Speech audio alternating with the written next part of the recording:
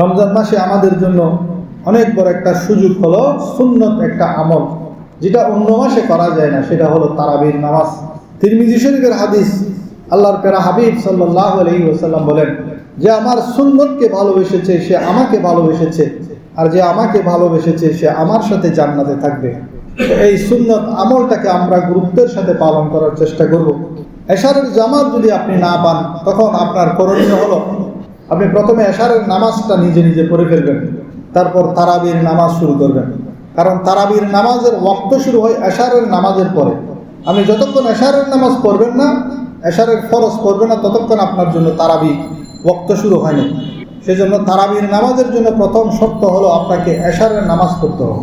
এশারের নামাজ পড়তে পড়তে আপনার ধরেন 4 রাকাত তারাবির নামাজ শেষ হয়ে গেল, সমস্যা না, আপনি সেই 4 রাকাত বাদ দিয়ে ইমামের সাথে বাকি তারাবির নামাজ পড়বেন। পরে এখন বিতির নামাজ কি করবেন? বিতির নামাজটা আপনি জামাতে পড়তে পারবেন। বিতির নামাজটা জামাতে পড়ে বাকি যে 4 রাকাত আপনি পান নাই, সেই 4 রাকাত আপনি বিতির নামাজের পরে পড়তে পারবেন। তাহলে বুঝে গেল তারাবির নামাজ পড়তে হলে শর্ত হলে এশারের নামাজ পড়তে হবে। আবার তারাবির নামাজ আপনি কিছু পরে বাকি যদি থাকে সেটা আপনি বিতিরের পরে পড়তে পারবেন।